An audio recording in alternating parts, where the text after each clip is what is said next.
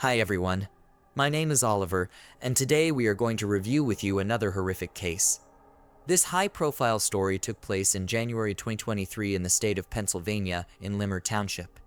The township, named after the first settler William Evans, is one of thousands of small and cozy towns scattered across the country. Here, a measured and quiet life flows, and it seems that nothing can disturb this harmony. In such places, the inhabitants know each other by sight, and their friendship makes many of them one family. Jennifer and Blair's friendship began while they were working together. They were once business partners, collaborating on common projects. However, even after Blair decided to become a simple chef, their bond did not lose its strength. Their friendship grew beyond business and became more than just a working relationship. Their friendship took on a special significance because of Jennifer's 8-year-old son, Noah, who has autism. Blair had always given his friend genuine support and helped her in caring for Noah. Their children were also friends. They often spent time together, and when the children's games would run late, Noah would stay overnight at the Watts house. Jennifer Brown, born in 1979, was an active and full-of-life woman. She was always smiling and exuded an energy that infected everyone around her. Friends and relatives often wondered how she managed to combine so many things and be active, but her true calling was motherhood. About the father of her son Noah, nothing was known, but this situation did not overshadow their lives, but on the contrary, made Jennifer stronger, especially after Noah was diagnosed in early childhood with autism. Taking care of her young son, Jennifer became a reliable support and best friend for him. Mom and son were inseparable friends, spending a lot of time together, sharing moments of joy, and supporting each other in times of need. This friendship between them evoked feelings of tenderness and admiration from all who knew their family.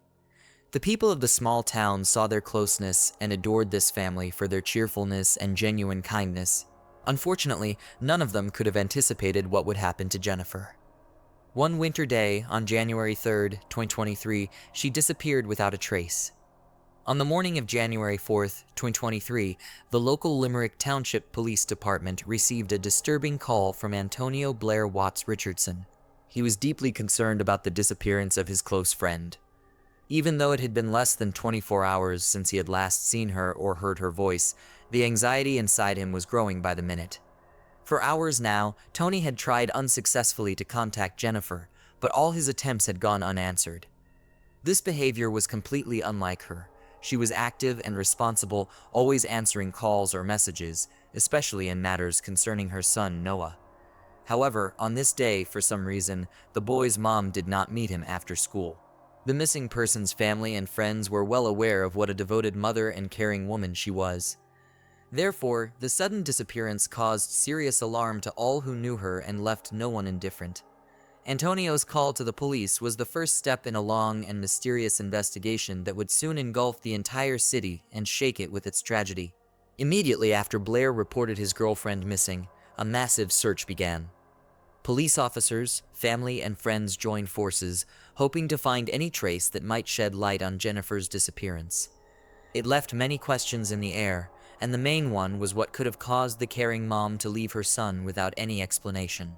At 4:00 that afternoon, Officer Stephen Crawford of the Limmer Township Police Department went to the Brown family home to check on what was going on. In the family home, he found that her vehicle was parked by the porch. Upon entering the home, he discovered that her keys, purse, tablet, and work cell phone were still in the house.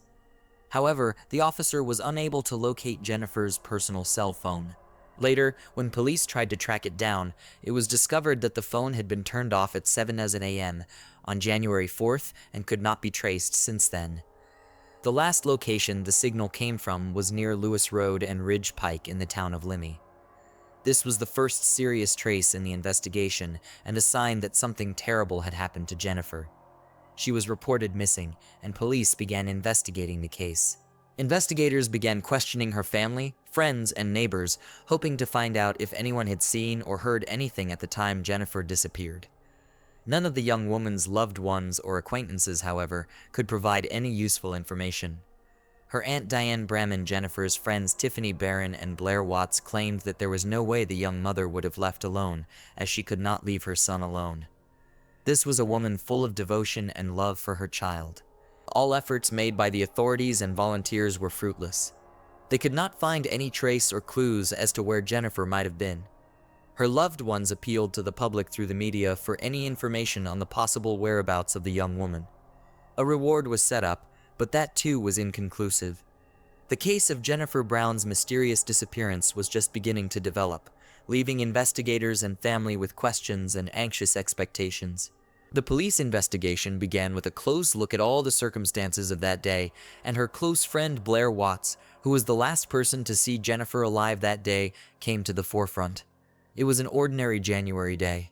Jennifer and Blair sat in the cozy living room, discussing life, future plans, and their children.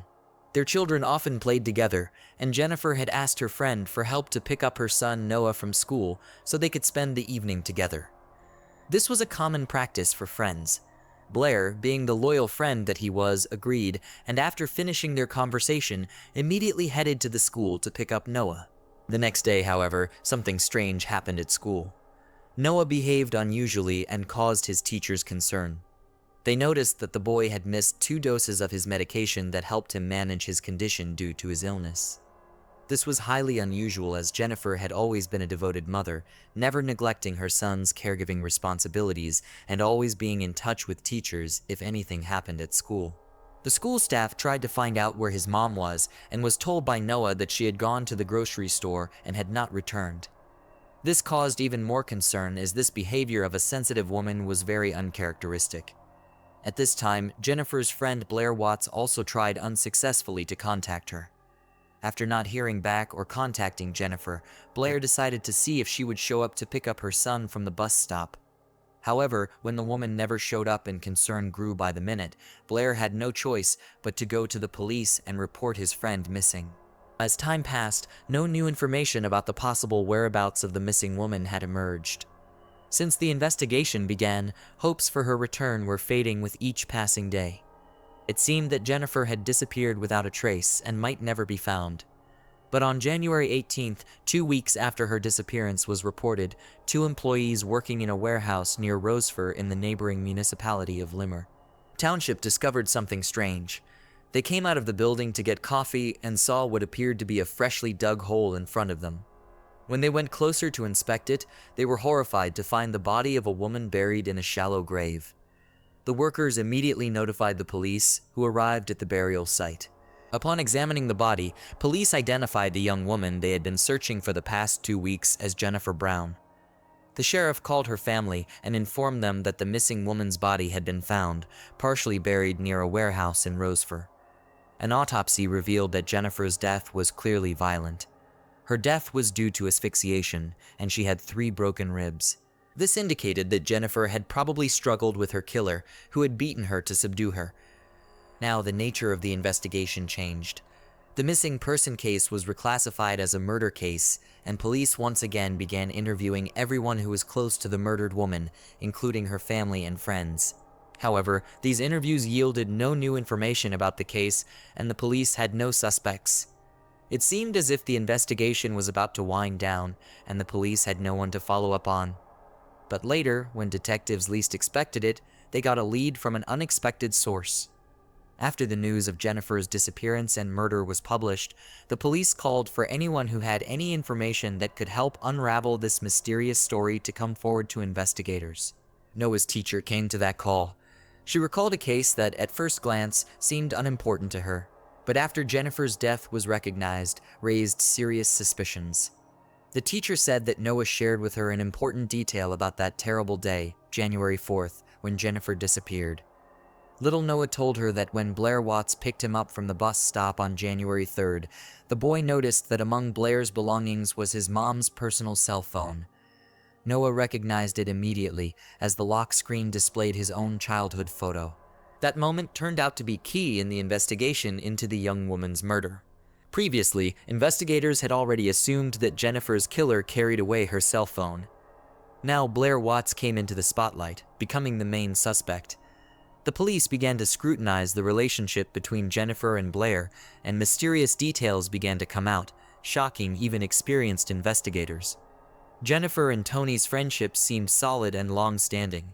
They spent a lot of time together, knew each other well, and their families interacted with each other. But once the business side of their relationship came to light, it turned out there was a dark history lurking beneath the mask of friendship.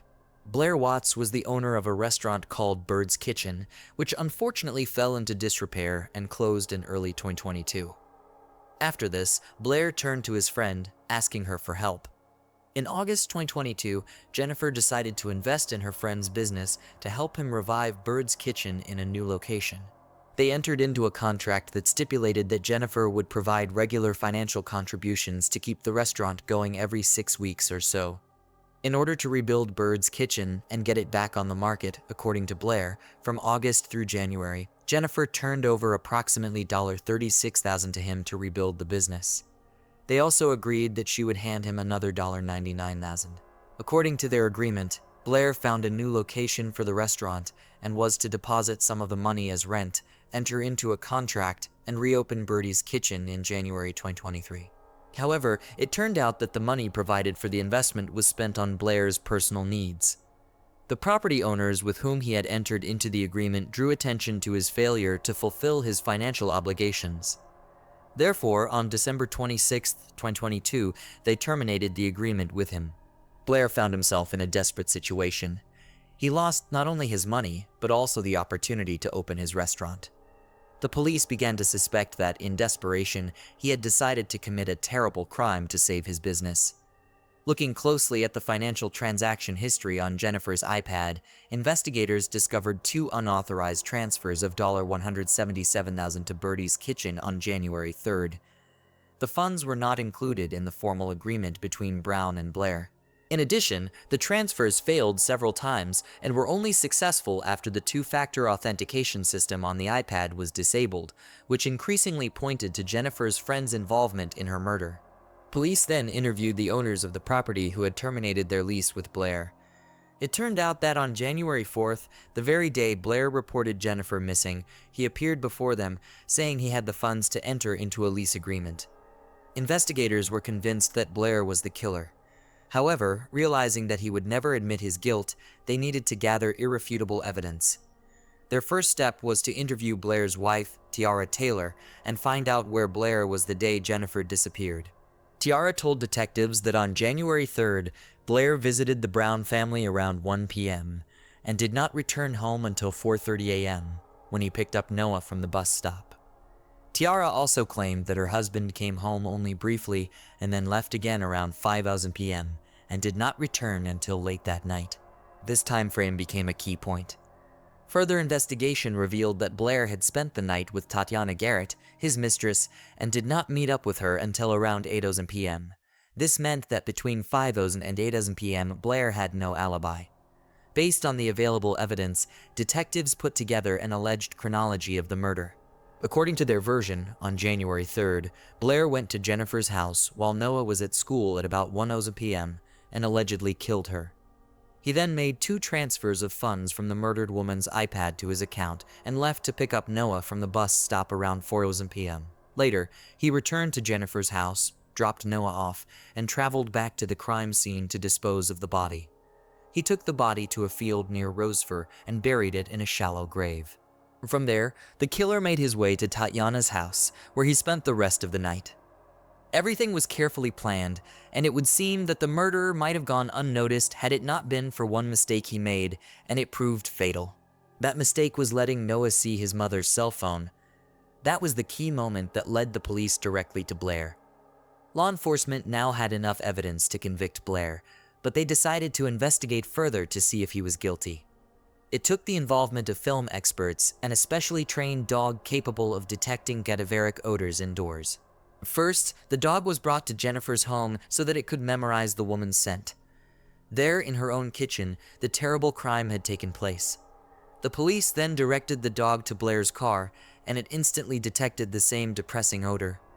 It was the last piece of evidence needed to bolster detectives' confidence in Blair's involvement in the murder. On February 8th, after months of investigation, Blair was arrested and charged with first-degree murder, third-degree murder, and theft.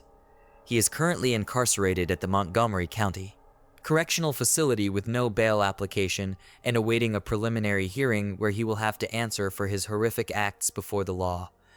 Jennifer's friends and family were on the brink of despair when they discovered her dead, but their hearts are still pierced by the pain and shock that the killer was someone they knew and trusted, someone who should have been a close friend to Jennifer and her son. But now that the killer has been identified and brought to justice, they can finally feel that justice has been served. Tiffany Barron, a friend of Jennifer's who spoke on behalf of the family, expressed her feelings during the interview. "I still dream about Jennifer.